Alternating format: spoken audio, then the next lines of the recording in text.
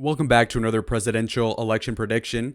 Today we're going to be discussing what if Kamala Harris becomes the nominee magically. Now, this is just going to be a thought experiment using stats and data. Obviously, we're nerds here.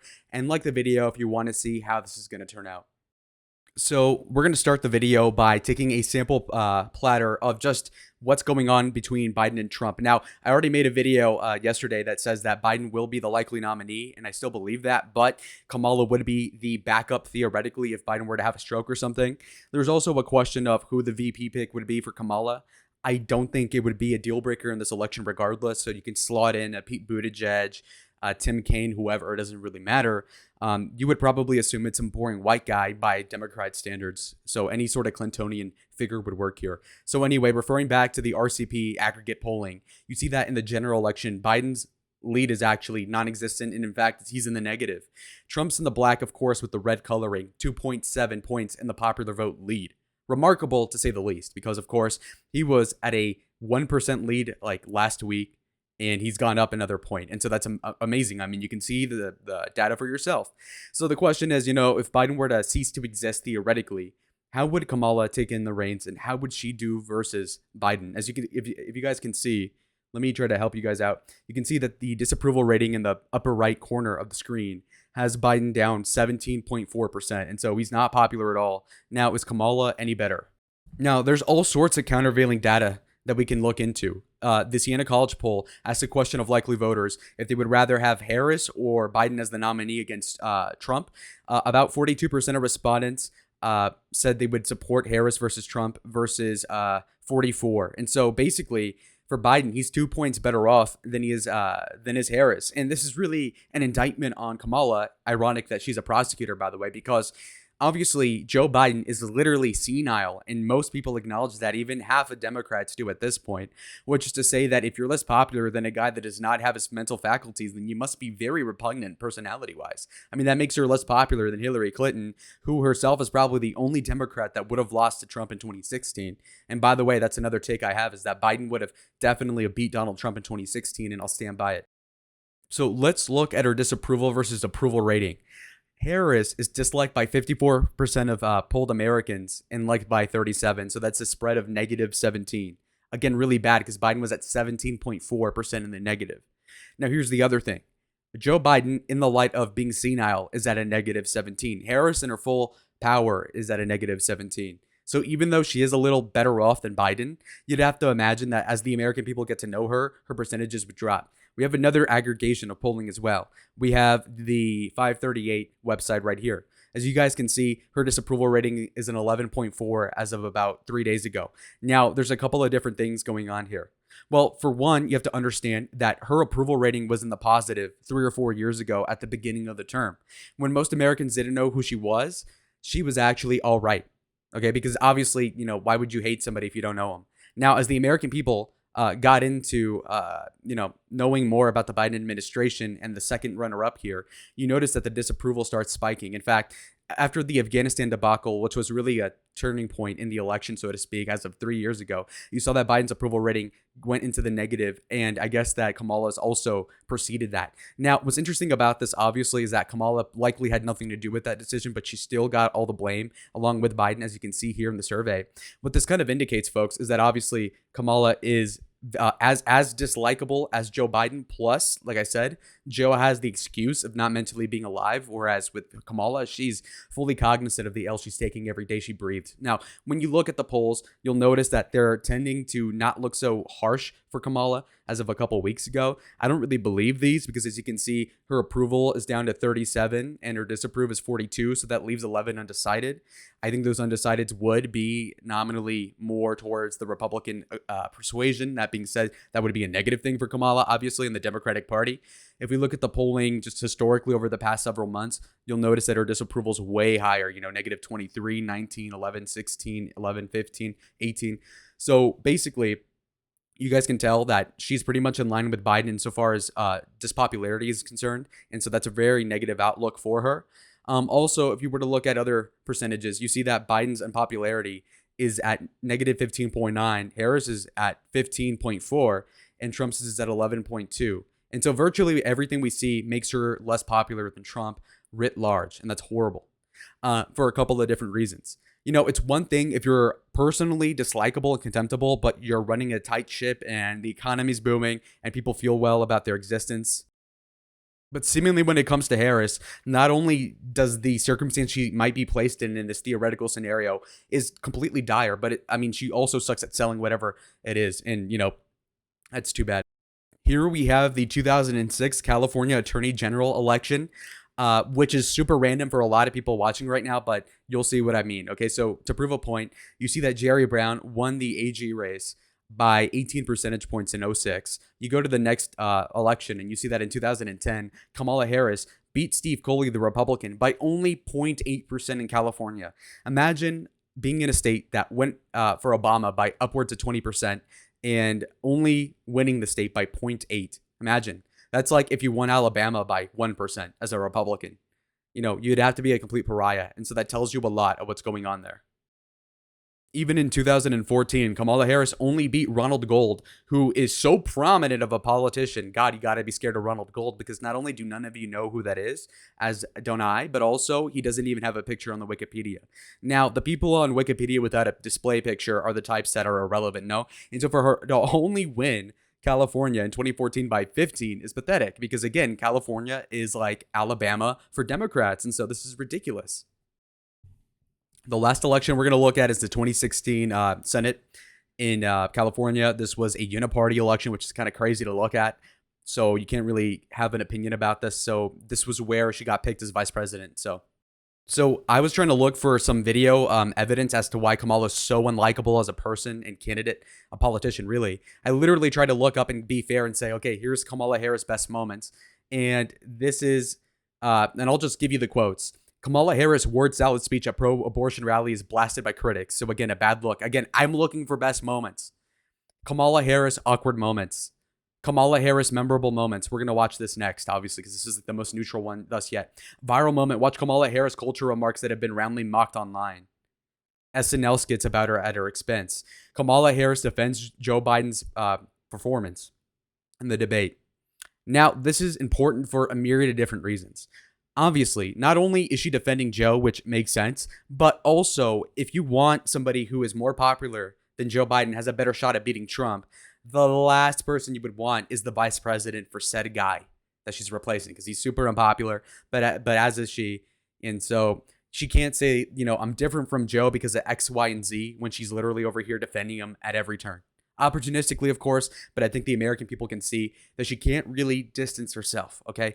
It's kind of like if you ran Dick Cheney in 2008 and then tell him to say he's not like George Bush.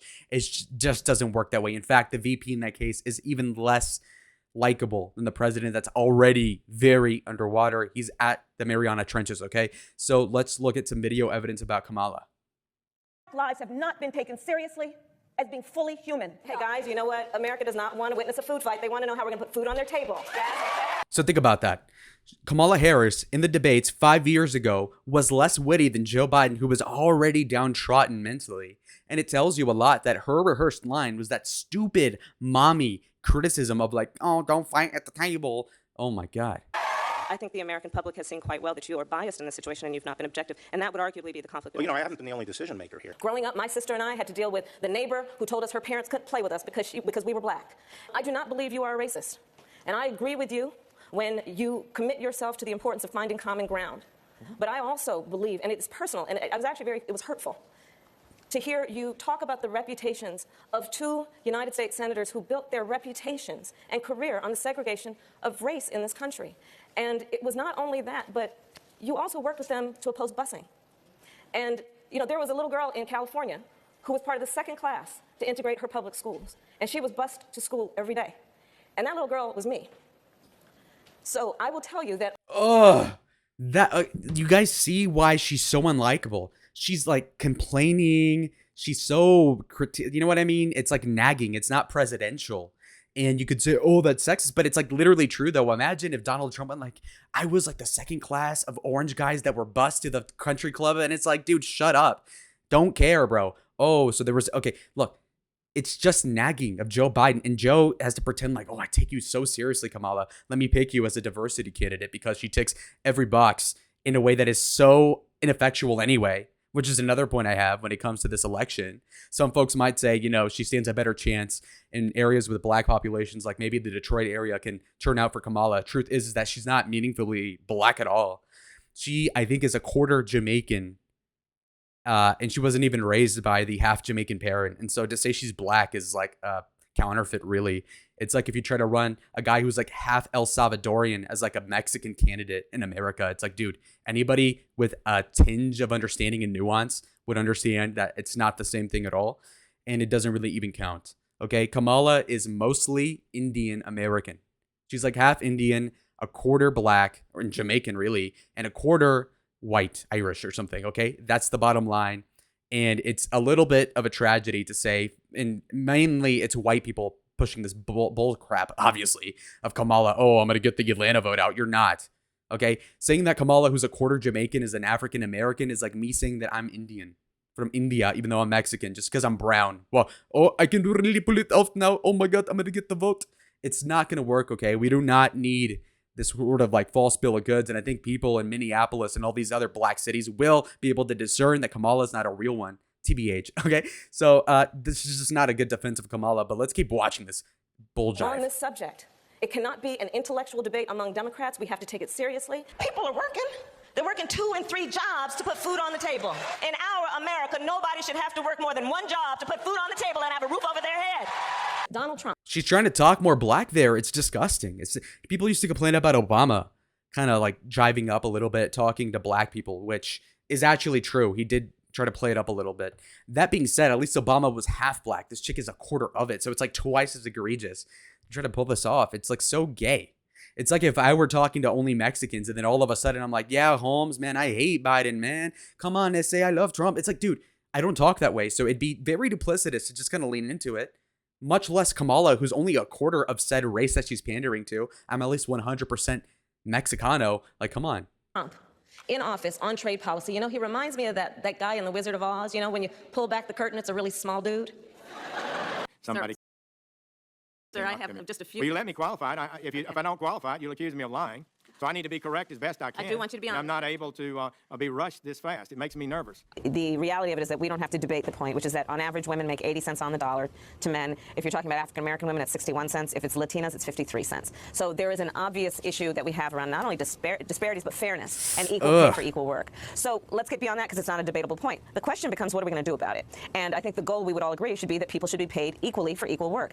But we haven't yet reached that point. We're going to have to create incentives to get there. So what I am proposing is that we shift the burden away from that working woman and instead onto that corporation to prove that they're paying people equally. But you run the United States Department. You see how there's no charisma there? There is no sensiqueness. There's no, like actually talking like a human being. It's like this like bitchy dissonance that's hard to even describe. But she's even worse than Hillary. I don't know how you can even make it happen, but it's true. She's like less old, so I guess it's like less viscerally, like she's more attractive than Hillary, just from like the primitive sentiment for me. But it's still like just talking wise, she's so annoying. It's grating. God forbid I actually played what her laugh sounds like too, guys. But let's try to make it sound like I'm not trying to roast her too hard. Okay, this is just maybe I'm getting unprofessional. The point is that she's somehow worse than Joe. So when it comes down to it, she is not getting the black vote any more than Joe would, ironically enough. North Carolina, Georgia, these are safe red as in confident they are. Not that they will go 10 points Republican, but God knows that Kamala's like the one person to let it happen. When it comes down to other states, I'm pretty confident over Nevada. There's no appeal that Kamala could have to Nevada. And you could say, oh, she's from California. There's some sort of like map proximity. And it's like, dude, number one, that doesn't matter. And two, Kamala won statewide office in a contested election by 1% in 2010, okay? In California. Like I said, that's like if a Republican won Nebraska by 1. It's pathetic. When it comes down to Arizona, Kamala has no sauce. People could say, oh, she's a woman, abortion. Listen, it's not going to land. Because she just sounds like she's nagging all the time. You might say, oh, she'll get more women to vote for her than Biden, which, okay, maybe. But I think just as many men, if not more, would say like, okay, you're annoying. You're annoying. You see, here's the difference. A woman could vote for Kamala because she just happens to be a woman. Whereas a man and a woman can say, okay, you're that, but also you suck.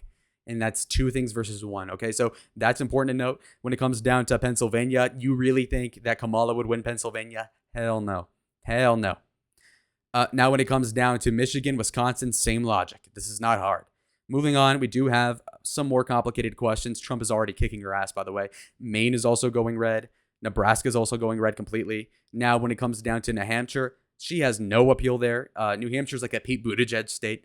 Gavin Newsom would probably win that state, but not Kamala. Kamala, not only is she not like she doesn't get any populist bona fides in the Rust Belt, but she also is off-putting in the suburbs.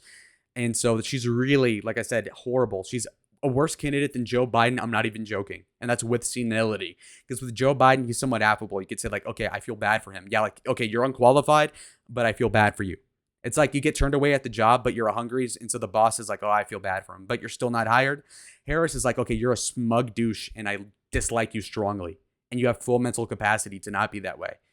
Minnesota, like I said, no black turnout's going to save you here. You suck. Minnesota, terrible, terrible state for Harris appeal-wise. When it comes down to Virginia, again, why would she win Virginia? So again, if Biden's prone to lose Virginia or it's tied, Harris would underperform Biden. I know the polls might say that she's a little better off, just popularity or whatever, that she's a little less hateable than Biden. But the truth is that Biden is senile and people know about Biden, whereas Kamala, she's a little more obscure.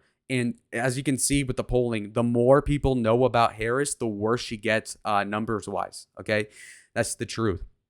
And also, you might say she might do better than Biden. Now, do you remember the primary 4 or 5 years ago? Who ended up getting single digits and dropping out early? Kamala Harris. And so from that standpoint, she sucks electorally. I already told you in California, she has no bona fides. Primary election 2020, no bona fides. When it comes down to popularity as it is now, she's less popular than Trump. When it comes down to Colorado, that's a little too far left, in my opinion, to sway. New Mexico's really close, but I'd still lean blue in this case. So basically, my summary for this video is that Kamala Harris is somehow worse of an option than Joe Biden. I'm actually not kidding. And she would win 196 electoral votes against Trump's 342. And we'll see what changes. I don't think this will happen, by the way. I think Biden will be the nominee, but obviously, what a good opportunity to kind of discuss who the different candidates may be and see what the hypotheticals would be. And so I'll see y'all in the next one. Adios.